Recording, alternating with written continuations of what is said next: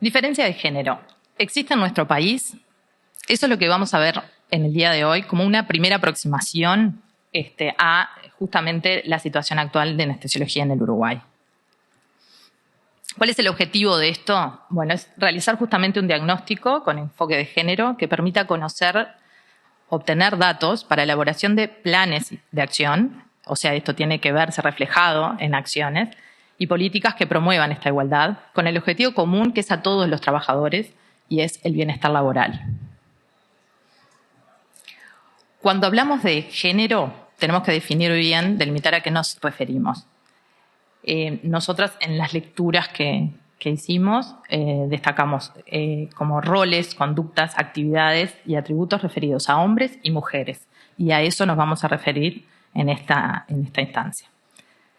Y cabe destacar que en un proceso de sociabilización los atributos y las oportunidades son socialmente construidos, o sea, por nosotros.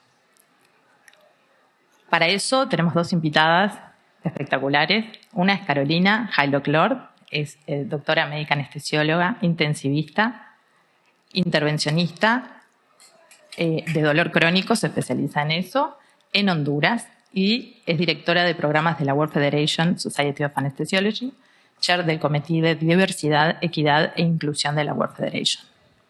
Y después a la doctora Silvia Franco, que es licenciada en Psicología, doctorada en Behavior and Social Sciences, Faculty of Behavior of Social Sciences en la Universidad de Groningen, Holanda, y coordina el equipo técnico de apoyo a la Comisión de Actuación ante el Acoso y Discriminación. Y las líneas de investigación justamente son esas: la organización del trabajo, salud, subjetividad, violencia en el trabajo, sentidos y significados del trabajo. Bueno, ahora, bienvenidas. Carolina. Buenas tardes a todos ustedes. Gracias por su presencia en este momento. Me da tanto gusto lo que son los encuentros, ¿verdad? Y esto es una ocasión única para no solamente agradecer a Dios el poder estar aquí, sino a cada uno de ustedes por estar presentes, no por Zoom, sino que en persona, lo cual nos da una enorme diferencia. Hoy les hablaré acerca de una hoja de ruta de cómo hemos llegado a formar el Comité de Diversidad, Equidad e Inclusión de la Federación Mundial. Pondré una agenda antes de eso en el cual vamos a ver algunos rasgos. Y como comentaba Florencia, estoy de directora de programas de la Federación Mundial de Sociedades de Anestesiólogos y también chair del Comité de Diversidad, Equidad e Inclusión de la misma organización. Represento a Latinoamérica en dicha organización desde el 2012.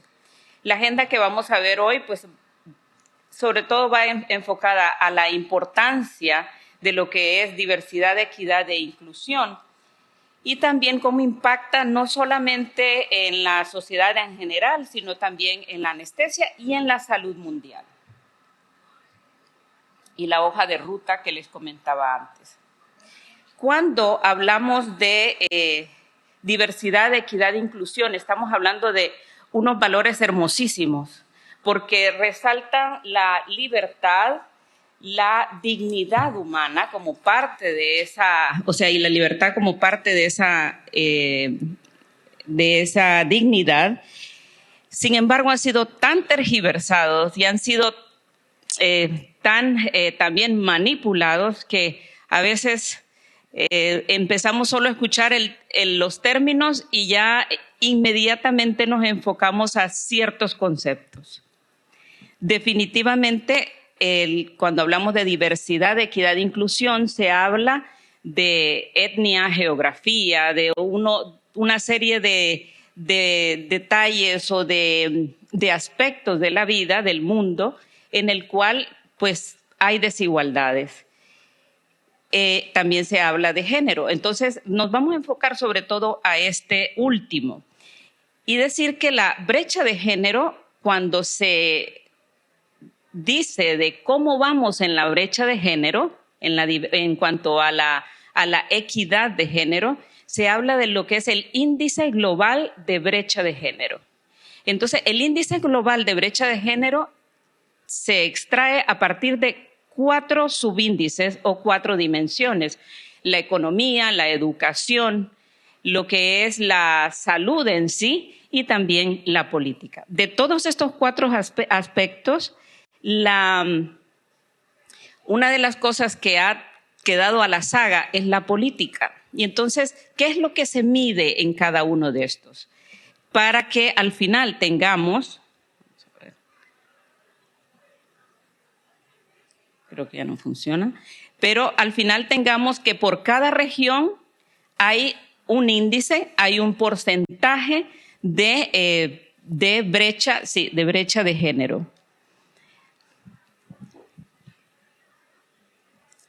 Entonces, la brecha de género en el mundo la podemos ver aquí en este mapa, y en Latinoamérica, de manera específica, podemos ver,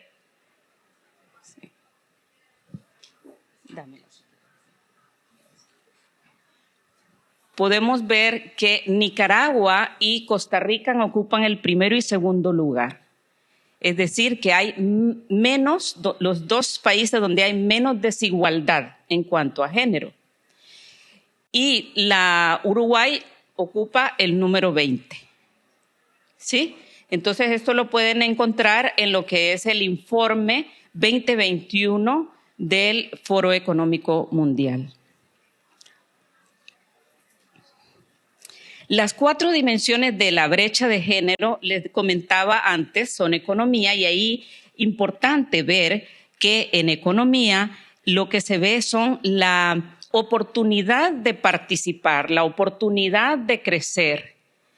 En cuanto a educación, son las diferentes alternativas y las diferentes logros educativos que se tienen.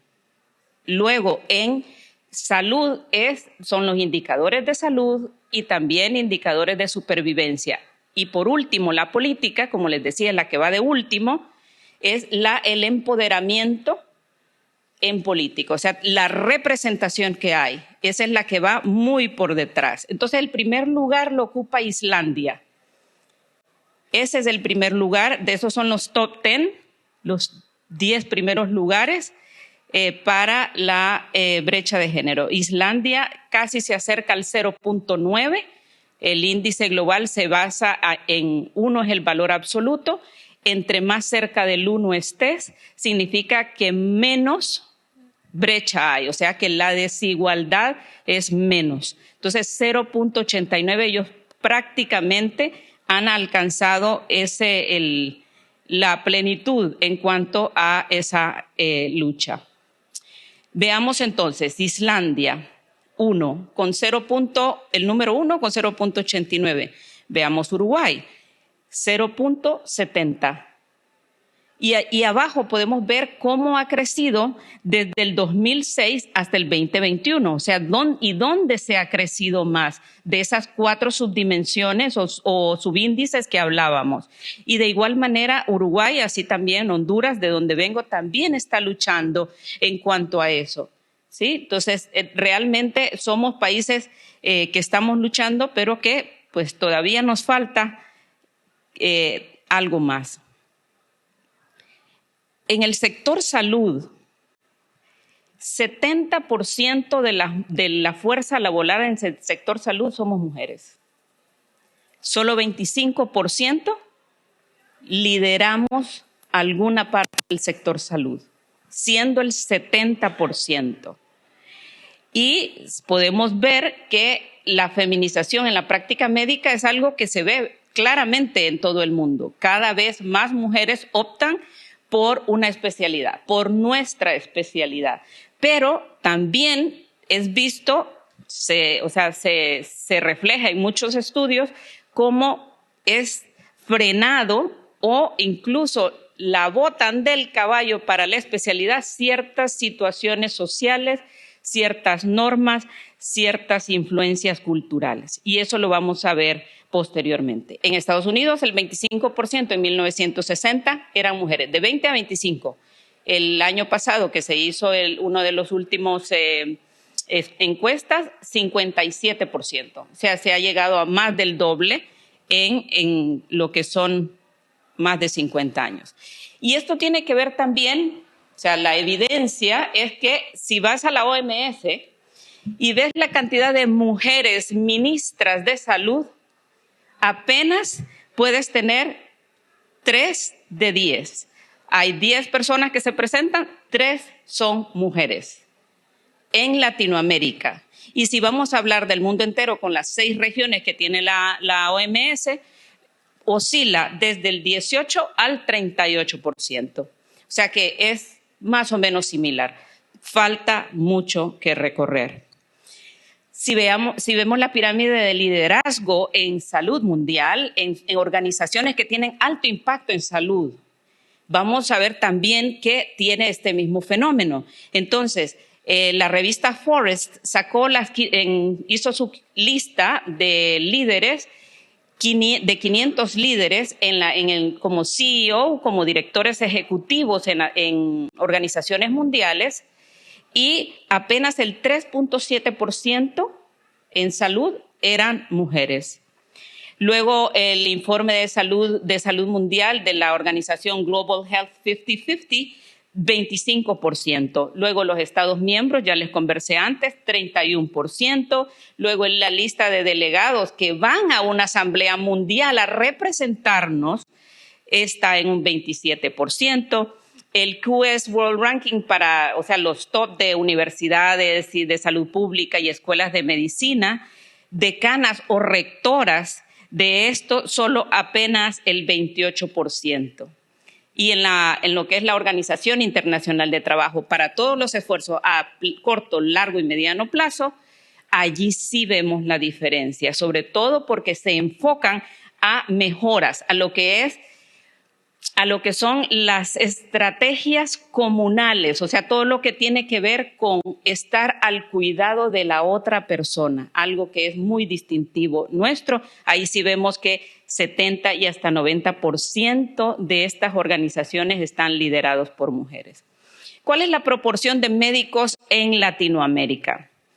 La tenemos allí, y en Uruguay el 5.1%.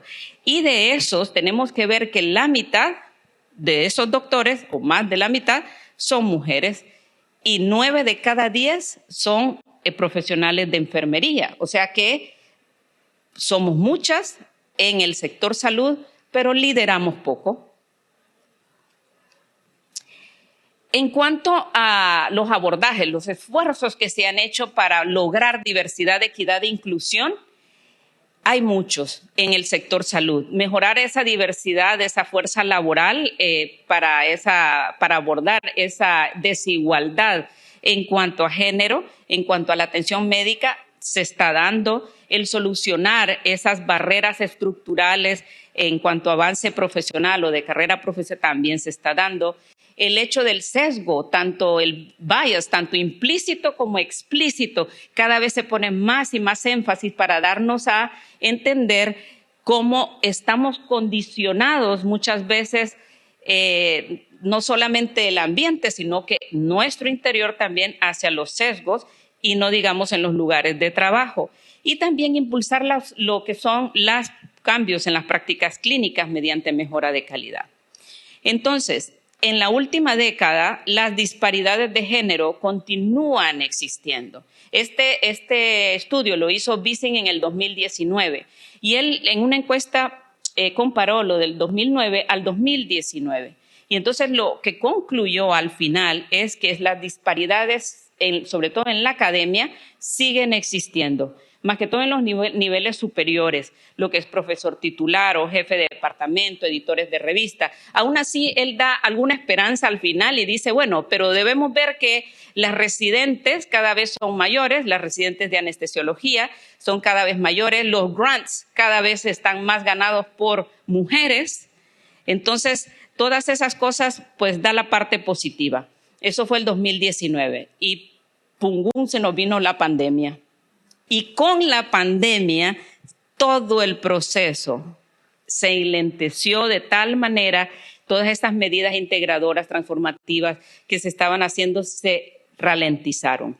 Y así vemos cómo el trabajo en presencial tuvo claramente un impacto, y sobre todo los trabajos que tenían que ver donde estaban la mayor cantidad de mujeres. Muchas empresas, para sobrevivir, tuvieron que digitalizar, y por eso empezaron los teletrabajos, ¿sí? Entonces, al final el impacto fue bastante grande. En la parte de abajo vemos cómo los sitios en los cuales permanecían abiertos, muy poquitos. El de en medio, el azul de en medio, es para los que estaban de alguna manera híbrida, algunas presencial, otros, pero muy a medio vapor funcionando las empresas, y lo que predominó claramente son las que estaban cerradas, desempleos y todo lo que significó eso. Entonces, con la pandemia, lo que vemos es que todas esas barreras que ya teníamos todavía se amplificaron más. Todo lo que eran esas brechas también se amplificaron más. Los sectores más golpeados en cuanto a la parte de economía y las empresas fueron esas en las cuales pues estaba una mujer a cargo y después tuvieron que digitalizar y, bueno, un empleo menos. Y así muchas otras presiones adicionales que la mujer, viendo que aparte del desempleo o aparte de cuidar el trabajo, tenía que hacerse cargo también de todo lo del trabajo de la casa, entonces como que la presión era bastante fuerte. Y entonces todo eso frenó el progreso pues a esa paridad de género. Eso es por un lado, pero por el otro hay muchos estudios y Harvard saca como un panorama de cómo las investigaciones muestran que las mujeres líderes son mucho mejor o se desempeñan mejor durante una crisis, y lo demostró la pandemia. Entonces hacen un mejor trabajo y el dato fue respaldado por varias investigaciones. Los resultados de ellas fueron sistemáticamente mejores en cuanto, no solamente en cuanto a resultados, desempeño, sino que también en número de casos y muertes en los países liderados por mujeres. Tanto es así que en el marzo del 2021, Antonio Guterres, el secretario general de la ONU, en una de las sesiones de la Comisión para el Estado de la Mujer, él y acotó esto que él dijo: la crisis COVID-19 tiene rostro de mujer. Entonces, pero lo dijo, alguien dirá, uy, pero por eso no fue tan mal. No es así. El asunto es que se vio que fue un ente, una persona, o sea, el perfil de la mujer ayudó mucho a salir poco a poco de la crisis. Y también animaba a la Comisión del Estado de la Mujer de la OMS o de la Organización Mundial de Estados Americanos a decirles: ustedes tienen la capacidad de seguir haciendo todo este tipo de iniciativas que transforman, que pueden transformar el aspecto que hemos visto también durante la pandemia, ¿verdad? O sea, durante la pandemia hemos visto más depresiones, más síndromes de agotamiento, hemos visto más violencias, hemos visto más desempleo, y estamos hablando en el sector mujer. Entonces, para echarle un poquito más de sal a la llaga, en el sector salud también existe lo que es la brecha salarial de género. Las mujeres, dependiendo del área del mundo, si es bajo, mediano o alto ingreso, dependiendo de eso también así está la brecha salarial. En lo que es bajo y mediano ingreso pueden oscilar, dependiendo del país, pero pueden oscilar desde el 30 hasta el 80% menos de ganancia para la mujer. En los de alto ingreso es el 26%, y en los de mediano alto ingreso el 29%.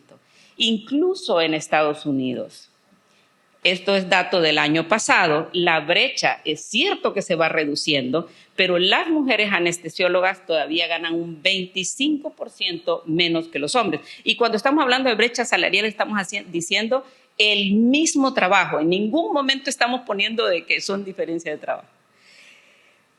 también hay cosas que hay que resaltar. Por ejemplo, Australia se propuso que en 5 años iba a alcanzar algún grado de mejoría o de angostar o estrechar esa brecha, y el 2018 publicó que su índice bajó del 24 al 21%.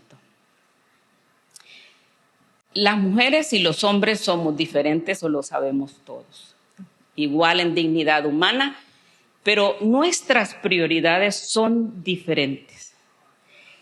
Y fue bastante notorio cuando sacaron publicado en varias revistas y diferentes grupos que la mujer no estaba tan interesada en los avances en su carrera profesional como los hombres. Y entonces decían, pero ¿y por qué? ¿Por qué viene esa situación de no querer progresar? Y entonces lo que se vio es que las prioridades son diferentes.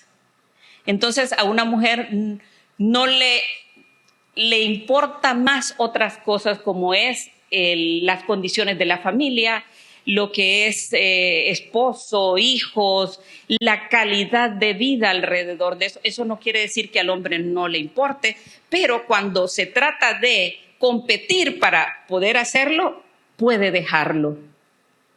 La mujer puede dejar su avance profesional con tal de que ese detalle esté satisfecho en ella. Entonces, esta encuesta la pueden buscar, es muy buena encuesta. En el 2018 lo sacó la Sociedad Europea, y entonces sacan una serie de detalles. Por ejemplo, uno de los detalles que sacan es que sí reciben apoyo de sus esposos, sí tienen muy buena datos que arroja esta encuesta, pero también se ve en cuanto al avance profesional lo que hemos hablado. Y otro punto importante: la cantidad de mujeres que abandonan la residencia de medicina son mucho mayores que la cantidad de hombres. ¿Por qué? Por esto, los enfoques interseccionales, las diferencias, o sea, lo que es la etnia, la geografía, la sexualidad, todo lo que es la discapacidad, las clases, toda esa serie de diferencias se unen y forman lo que se llaman enfoques interseccionales, que pueden hacer diferencias tan grandes y muy, muy complejas como es esa, ¿verdad? O sea, la intersección. Y entonces, en el lance del 2019 publica lo que es la torre de bloques. La torre de bloques es: una mujer entra a la especialidad, por ejemplo, de cirugía o de anestesia, y empiezan comentarios y forman el primer factor. Después un chiste con respecto a alguna de estas diferencias y otro factor como bloques. Luego, en algún momento, omisiones o fracasos, otro factor. Pero cuando de repente sale un sencillo comentario, a veces hasta pequeñísimo, es tan suficiente como para tirarla de esa torre de bloques que se llama residencia, que sabemos que para todos es fuerte la experiencia, y la mujer opta por dejar la residencia. Entonces, importante, los pequeños reajustes de diversidad, de equidad e inclusión son importantes. ¿Qué me refiero con pequeños reajustes? Palabras de apoyo, de reafirmación genuinas, el hecho de tomarse un café, de tener charlas de apoyo con la persona, o sea, cosas pequeñas que pueden hacer la diferencia para que la mujer permanezca en ese puesto, en esa aspiración de realización que ella tiene. Y es que miren, ¿de qué nos estamos perdiendo? ¿De qué nos estamos perdiendo? Y para eso está lo que es la brecha de talentos. Es muchísimo más amplia la fuga de talentos en trabajos, residencias, todo lo que es el área de salud, pero también por fuera de salud. Es mucho más grande la pérdida de mujeres talentosas que de hombres.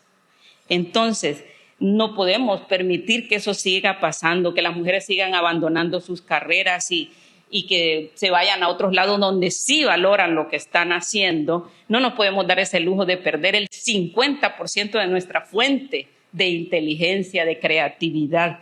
de experiencia. Y es que la cultura de diversidad, equidad e inclusión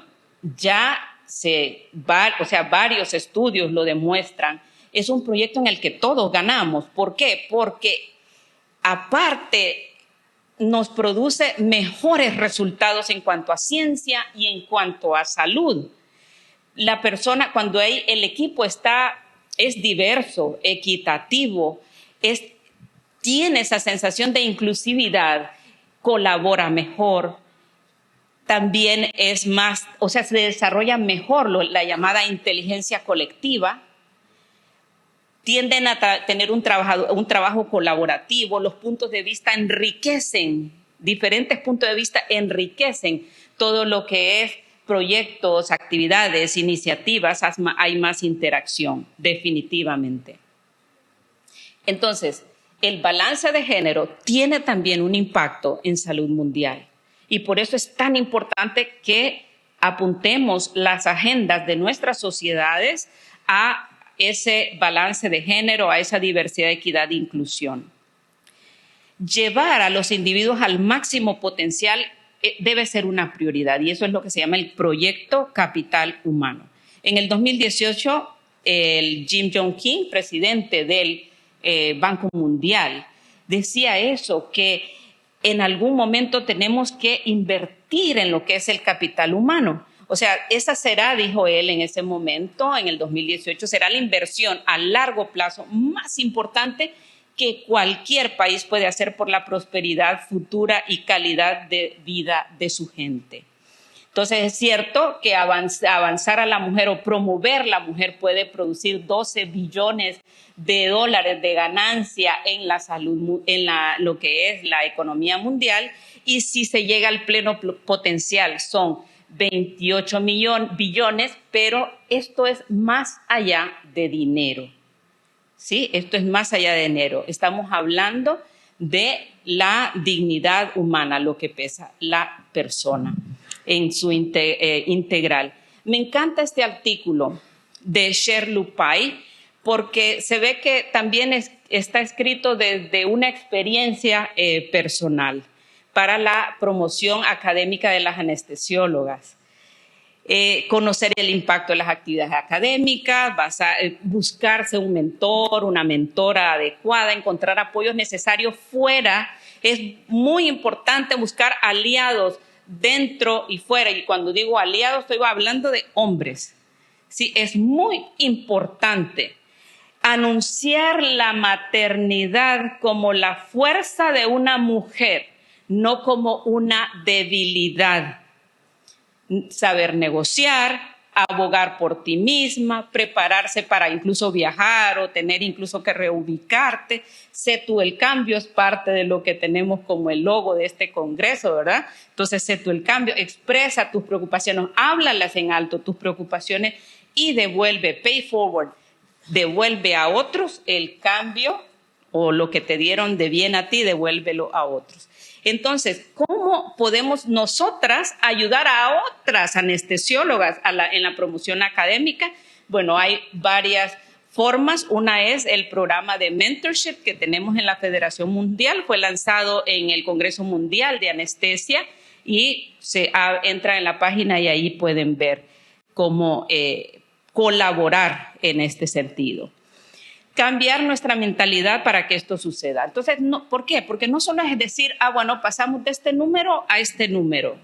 No solamente es proporción, no solamente es número lo que cuenta, sino transformar los sistemas en los que la mujer trabaja. Entonces, decía Porter, que fue el presidente de la Asociación de Médicos Británicos, en el 2017, él decía, se trata de desafiar estructuras que afianzan, o sea, que en algún momento están afianzando esa desigualdad, pero también, eso es por el lado de los sistemas, pero también analizarnos nosotros mismos. ¿Qué tanto yo estoy teniendo una actitud sesgada o un comportamiento sesgado por ser una mujer? Entonces, lo que les decía, debemos buscar aliados. Dicen, no podemos empoderar a mujeres y a niñas si no metemos en la arena a hombres y a niños. Todos, porque es una responsabilidad de todos. Hay varias hojas de ruta, la del Foro Económico Mundial, la de Lancet propuesta en el 2019, hay varias, pero yo les voy a contar la que nosotros hicimos. Y entonces les voy a decir algo, el Comité de Diversidad, Equidad e Inclusión nació en Uruguay, y el responsable de eso está allí sentado en segunda fila, Gonzalo Barreiro, presidente de la Federación Mundial de Anestesiólogos en el 2016, tuvo así como un starets, la brillantez de ver que habíamos mujeres de las diferentes regiones del mundo representadas en la mundial, sentadas ahí en el council, y entonces empezamos con él, liderados por él, empezamos lo que es el grupo de balance de género, grupo de trabajo de balance, y así empezó todo. El grupo de trabajo de balance de género. Después se convirtió en el 2018 en el Comité Ad Hoc de Balance de Género. ¿Qué fue lo primero que hicimos? Concienciación. Número 1. Ese es el primer paso para poder caminar. Concienciación. ¿Y cómo lo hicimos? Publicaciones, capítulo de brecha de género para la Federación Mundial en el libro electrónico de bienestar ocupacional. También hicimos encuestas, sesiones, simposios. Hablábamos a las diferentes sociedades o regiones de decirles, oigan, hagan comités, tienen que formar su comité de balance de género, deben incluir en sus congresos sesiones de balance de género, de cuestiones de género. Y entonces datos basados en la evidencia, breves encuestas en el liderazgo de la mundial, encuesta a nivel mundial, o sea que hay que trabajar y hay que hacerlo con algún orden, ¿verdad?, de este tipo. Luego buscamos la capacitación del liderazgo femenino y todavía estamos buscando que sea regional. Entonces, la CLASA en ese sentido ha sido uno de los que se ha adelantado claramente a esto. ¿Por qué? Porque tiene su curso de liderazgo. Es cierto que tal vez no es específico para mujeres, pero es la plataforma para luego saltar a lo siguiente. Luego, en el 2021, ya lo que hicimos fue el programa de mentorías y el hecho de ser virtual, el Congreso no frenó para que en lo que era la estación espacial, como decían en el Congreso Mundial, nos pudiésemos reunir todas las que estamos, o todos los que estamos ahí, porque ahí estuvo Gonzalo, estuvo Mío de Serbia, estuvo Stuart de Londres también, o sea, los varones que nos acompañaban. Finalmente, diciembre del 2021, nos nombran Comité Permanente de la Federación Mundial. O sea, fue como la graduación, la coronación de todo esto después de tanto esfuerzo. Y con la buena noticia que les tengo, que para el Singapur 2024, pues se llamará a todas las sociedades del mundo, sociedades miembros, a que envíen o propongan los nuevos miembros. Así que la invitación a cada uno. Miren, queridos colegas, todo esto dio frutos. Y uno de los frutos fue que desde el 88 hasta el 2020 sí se vio cómo iba despegando la proporción de mujeres en posiciones de liderazgo. Pero lo que fue como totalmente de la NASA fue del 2016 al 2020, del 29% al 43%.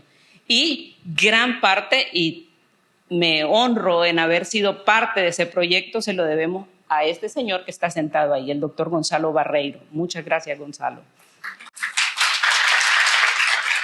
Esta es la planilla de la Federación Mundial, más de 135 líderes representadas las 6 geografías del mundo con 43% de mujeres. Y claro, no podíamos faltar las mujeres anestesiólogas de Latinoamérica en posiciones de liderazgo en la región y en la Federación Mundial. ¿De qué pasamos? Pasamos de ser muy poquitas las que hablábamos en un Congreso Mundial, apenas 14%, a ser ahora 35%. Entonces, claro, todavía nos falta que recorrer, pero ya estamos hablando de más del doble. ¿De qué pasamos? De ser 3 mujeres que estábamos antes del 2016 a ser 13 mujeres en el 2020 electas en las posiciones de liderazgo de la mundial. Y claro, con muchísimo orgullo, con muchísimo emoción, saber que también por primera vez en nuestra región tenemos una presidenta mujer, Laura Pérez de Costa Rica. Entonces, estamos realmente cerrando el círculo con respecto a la diversidad, equidad, inclusión. Entonces, termino. La profesora Kate Leslie en el 2017 en Anestesia Analgesia propone que las mujeres debemos comprometernos, involucrarnos más, que debemos ver de diferente manera el liderazgo y que hay que involucrarse en las sociedades, hay que involucrarse en instituciones académicas, en proyectos educativos y buscando también los rangos superiores de esas instituciones, porque tenemos algo que decir, tenemos algo que colaborar, tenemos mucho que dar nosotras. Muy bien, les agradezco. Las brechas no se cierran solas, nosotras debemos cerrarlas. ¿Sí? Gracias.